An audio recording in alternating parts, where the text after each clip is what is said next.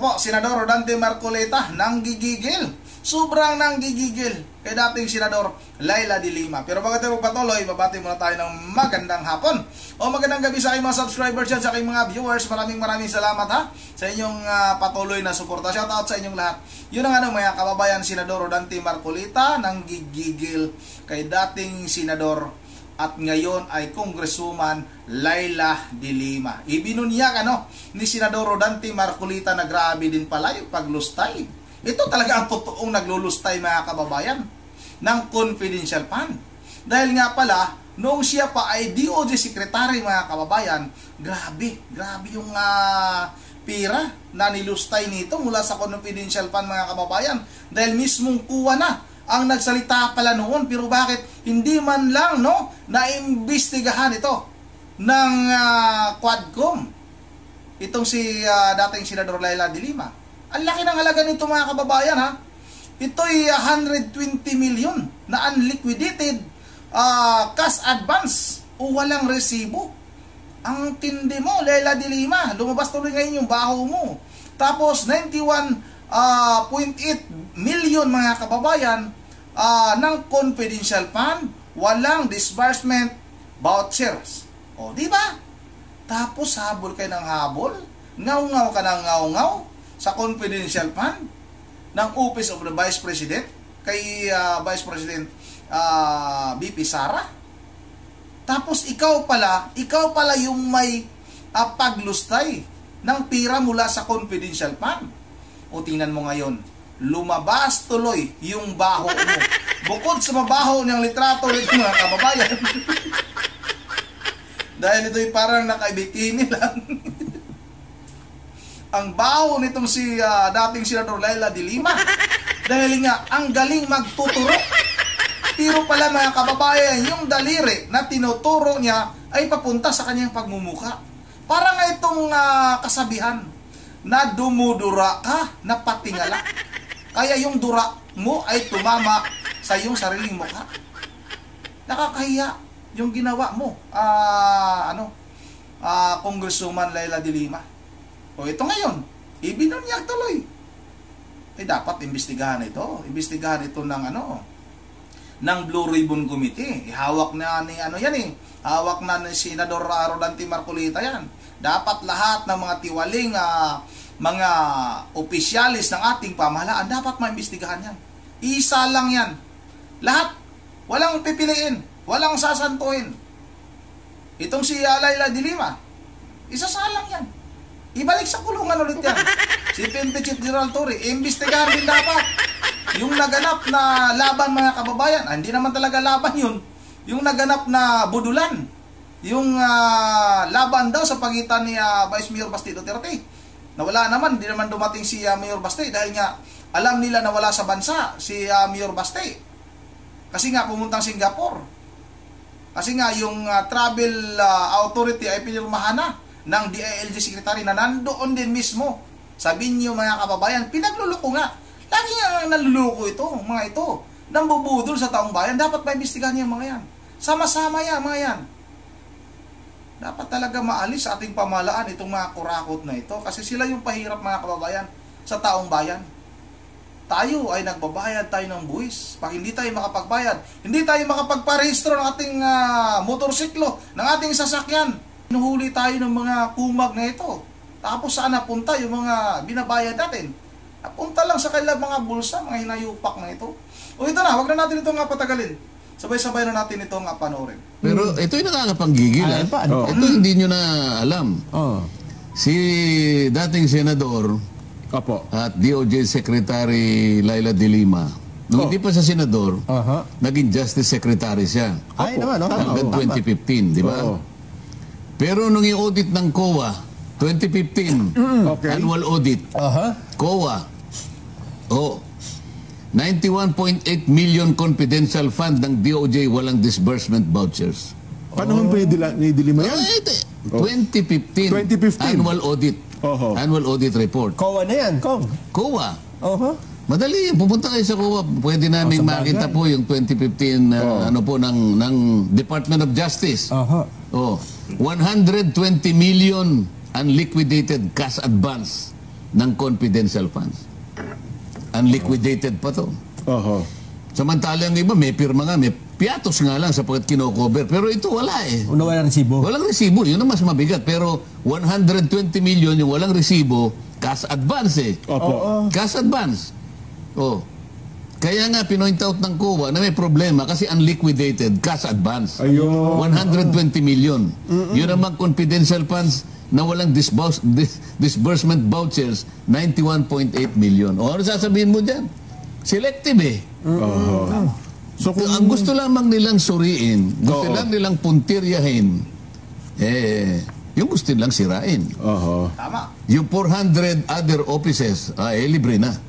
Paano ka makakagawa ng isang panukalang batas? Na akala mo yun nga ang kanilang tinutuntun. Akala mo yun ang layunin. Kung yung layunin makagawa tayo ng isang pantay, isang makatotohanan at katanggap-tanggap na panukalang batas, bakit hindi mo i-involve lahat ang merong confidential funds? Bakit ang tinarget mo yung vice presidente? O hindi ba politika? mukhang Politika lang. Marinaw na marinaw. Pagkatapos, kunwari, in aid of legislation. Oo. Ngayon pala, impeachment. Maski saan mo kwentahin eh. Oho. Kailangan ng mga kababayan malinaw na pamumulitika talaga yan. Bakit nga? Itong si Vice President Sara Duterte lang, yung kanilang ipinapatawag dyan sa good governance. Tawag nito ni Chua. Alam naman natin mga kababayan na napakaraming ahensya ng ating pamahalaan na mayroong mga confidential funds. At ang lalaki pa ng mga confidential fund. Itong DOJ Secretary, 500 million. Itong si DILG, 500 million. Yung ating Pangulo, nasa 4.4 billion mga kababayan. Pero bakit? Itong si BP Sara lang ang kanilang pinatawag. Dahil nga, mga kababayan, yan yung gagamitin nila para nga magkaroon ng impeachment laban kay BP Sara Duterte. Pagkukunwari nga lang lahat, yung kanilang ginagawang in aid of legislation mga kababayan. Kung ito ngayon, itong si dating DOJ Secretary na naging senador din doon, pero nakulong mga kababayan dahil nga sa pagka-involved sa mga drug lord, tumatanggap ng pera mula sa droga. Nakulong ito mga kababayan. Pero nga lang, dahil nga bangag yung ating administrasyon ngayon, pabor sila sa mga drogista, nakawala ito. Pinalaya ito. Tapos ngayon ay congresswoman na si Laila de Lima. Itong binunyag ni Senador Rodante Marcolita. Ano ito? Napakalaki. Milyon-milyon mga kababayan, walang resibo. Oh. Ano ito? Dapat ito ang imbestigahan ninyo. Dahil kuha na mismo ang nagsalita na walang resibo. Samantalang kay BP Sara Duterte, yung kanyang confidential fund, ay mayroong mga resibo. Hindi nga lang pangalan ng totoong tao. Dahil nga mga asset yun, hindi nga talaga pwede na ilagay doon sa resibo yung totoong pangalan. Dahil nga, mga kababayan, pag mayroon kang asset, ilalagay mo ba yung totoong pangalan? Kung halimbawa ikaw ay asset, ipalagay na lang natin yung nanonood ngayon ay isang asset, nanonood sa akin. Papayag ka ba na yung pangalan mo ay ilagay doon sa resibo at isubmit natin doon sa COA? Mamaya may makasilip nun. Kasi nga yung mga sindikato mga kababayan, nanghahaba ng mga galamay niyan. O pag may nakasilip sa pangalan na totoo doon, di patay yung isang asset na yon. Patay ka agad. Papayag ba? Mayroon pa bang papayag na kukunin na asset ng isang ahensya ng ating pamahalaan kung ganon yung pamamaraan? Ang dami na nagpaliwanag nito mga kababayan. Pero pikit balikat. Ano bang tawag nito? Pikit mata. Wala palang mata yung balikat. Pikit mata. Ito man ito. Alam nila. Kasi nga ang talagang gusto nila, nasirain lang itong si BP Sara Duterte. Kasi nga mga kababayan, si BP Sara Duterte ang pinakamalakas na kandidato sa darating na 2028 presidential election. Yan talaga ang kailang tinatarget. Kasi nga may ambisyon ng mga ito eh. Risa Hontiveros, nag-ambisyon. Itong si Tambaluslos, itong si Martin Romualdez, nag-ambisyon din yan. Mayroon ang bago ngayon mga kababayan eh. nag-ambisyon din pala, kaya nagpapakitang gilas diyan sa Philippine National Police, itong kanilang Chief PNP, itong si General Torre. May balak din pala. May balak din palang tumakbo sa pagka-presidente, mga kababayan, sa darating na 2028 presidential election. Yan yung sinabi ni Mike Abe. No, Mike Abe na isa pang napaka-mambubudol, isang journalist, mga kababayan, na mambubudol sa lahat ng mga journalist. Maraming journalist na mambubudol, mga talagang nagpapakalat ng fake news. Arnold Tapio. Sino pa? Itong si Mike Abe. Ang tindi ng nito, ang tindi ng kasinungalingan. Lagi tinitira itong mga Duterte. Kasi nga yun pala yung nakalagay sa kanilang sinasabing payroll, mga kababayan. Sabi nating mga kababayan, kailangan talaga sundin nila kung ano nakalagay doon sa payroll, kasi nga hindi buo yung kanilang yung kanilang tatanggapin. Yun ang abangan natin ito yung matindi. Ngayon ko lang din napanood ito itong si Laila de Lima pala, may ganito kalaking confidential fund noong year 2015, mga kababayan, at ayon sa annual COA report nga, walang resibo at yung walang disbursement vouchers, mga kababayan. Ang tindi nito. Dapat isa lang din ito ni Senador Dante Marcolita ng Blue Ribbon Committee, mga kababayan. Yan dito lang muna at bago tayo magtatapos ay mag-shoutout lang muna tayo. Shoutout tayo, maraming salamat sa inyong mga komento. Shoutout kay Samuel sa Sabansami, maraming salamat. Shoutout na rin kay Edgar Cunihos. Dito tayo sa manibandang baba, shoutout na natin sa unang video natin itong iba. Shoutout kay Imbutik Subiri, ang yung isa boss. Si Subiri pala yung pumirma, pumabor kay pumabor pala, bumuto kay Tito Soto, kaya naging 5 yung boto ni Tito Soto, mga kababayan, kasama yung kanyang sarili. Shout out na rin kay Giralyn Ugon.